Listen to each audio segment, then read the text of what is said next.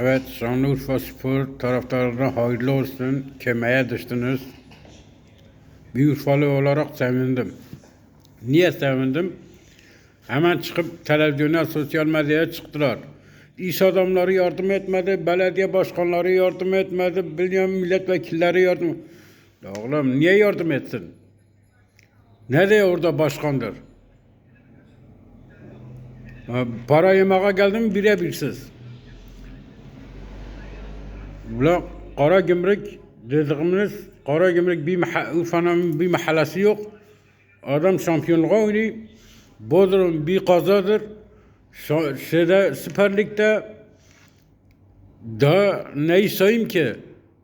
Sakarya'yı yenemeyen bir takım, Adana'yı zor bela yenen bir takım, kendi sahasında hep mağlup olan bir takımda ne medet bekleyeceksin? Neyine yardım edeceksiniz? Hangi milletvekili gitmiş kendi kulübünden oturmuş maçı seyretmiş? İş adamları hangisi gitmiş etmiş?